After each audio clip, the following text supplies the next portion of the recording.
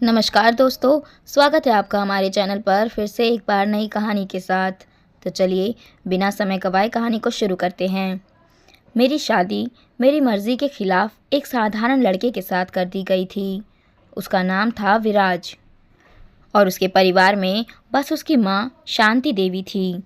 ना कोई भाई, ना बहन और ना ही कोई बड़ा परिवार। घर की हालत भी कुछ खास नहीं थी। शादी में उसे ढेर सारे उपहार और पैसे मिले थे, मगर मेरा दिल कहीं और था। मैं करण नाम के एक लड़के से प्यार करती थी और उसने भी मुझसे शादी करने का वादा किया था। विराज के ससुराल में शादी की पहली रात विराज मेरे पास एक कप दूध लेकर आया। मेरी नज़रें उसकी सादगी और शांति पर टिकी थी। मैंने गुस्से में उससे पूछा, एक पत्नी की मर्जी के बिना अगर पति उसे छूता है तो क्या उसे बलात्कार कहेंगे या फिर हक? विराज मेरी आंखों में देखकर शांतिपूर्वक बोला, आपको इतनी गहराई में जाने की ज़रूरत नहीं है। मैं बस शिवरात्रि कहने आया हूँ। और बिना कोई बहस किए वह कमरे से बाहर चला गया। उस समय मैं सोच रही थी कि कोई झगड़ा हो ताकि मैं इस अनचाहे रिश्ते से छुटकारा पा सकूं। मगर विराज ने मुझसे कोई सवाल नहीं पूछा, कोई दबाव नहीं डाला। दिन बीतते गए और मैं उस घर में रहते हुए भी कभी किसी काम में हाथ नहीं लगाती थी। मेरा दिन इंटरनेट पर बीतता, अक्सर करण से बातें करती या सोशल मीडिया पर समय बिताती। शांति देवी विराज की माँ बिना किसी शिकायत के घर का सारा काम करती रहती। उनके चेहरे पर हमेशा एक प्यारी मुस्कान होती, मानो किसी तपस्वी की शांति हो। विराज भी दिन रात अपनी साधारण नौकरी में मेहनत करता रहता। वह एक छोटे से कार्यालय में काम करता था और उसकी ईमानदारी की लोग मिसाल दिया करते थे। हमारी शादी को 1 महीना बीत चुका था, लेकिन हम कभी पति पत्नी की तरह एक साथ नहीं सोए। एक दिन मैंने जानबूझकर शांति देवी के बनाए खाने को बुरा भला कह दिया और खाने की थाली ज़मीन पर फेंक दी।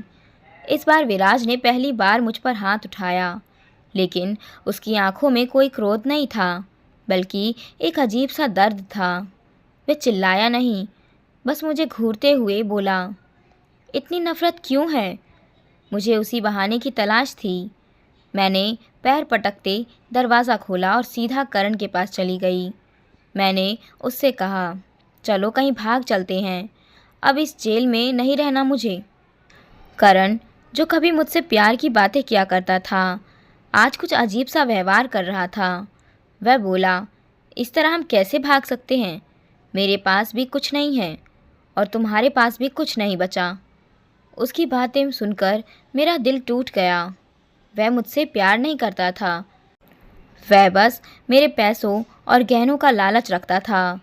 वहाँ से लौटने के बाद मैं सीधी अपने ससुराल आई।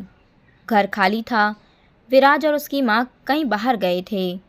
मेरे मन में हलचल थी। मैंने विराज की अलमारी खोली और जो मैंने देखा वह मेरे पैरों तले ज़मीन खिसका देने वाला था। अलमारी में मेरी सारी चीज़ें, मेरे बैंक पासबुक, एटीएम कार्ड, गहने सब वहाँ सुरक्षित रखे हुए थे। और पास में ही एक खत रखा था जिसमें विराज ने लिखा था, मैं जानता हूँ कि यह रिश्ता तुम्हारे लिए बोझ है, लेकिन मैंने तुम्हारी हर चीज़ को संभाल कर रखा है ताकि एक दिन जब तुम खुद को इस घर का हिस्सा मानोगी तो यह सब तुम्हारा हो। खत में उसने यह भी लिखा था, मैं तुम्हें प्यार करता हूँ और तुम्हारी मर्ज़ी का हमेशा सम्मान करूँगा। मैं ज़बरदस्ती से नहीं, बल्कि तुम्हारे प्यार से तुम्हें अपनी पत्नी बनाना चाहता हूँ। इस खत को पढ़ने के बाद मेरे मन में विराज के प्रति एक नई भावना जागी। उसने कभी मुझ पर कोई हक नहीं जमाया। उसने हमेशा मेरा सम्मान किया। मुझे एहसास हुआ कि सच्चा प्यार सिर्फ करण जैसे दिखावे में नहीं होता, बल्कि विराज जैसे सादगी में भी हो सकता है। अगली सुबह मैंने पहली बार अपनी मांग में सिंदूर गाढ़ा किया और अपने पति के ऑफिस पहुंची। सबके सामने मैंने कहा, विराज, हमें लंबी छुट्टी पर जाना है, अब से सब कुछ ठीक है। उस दिन मुझे समझ में आया कि जो फैसले मैंने गलत समझे थे वे मेरे लिए सबसे सही साबित हुए। मेरे माता पिता ने मेरे लिए जो सोचा था वही मेरे जीवन का सबसे अच्छा फैसला था।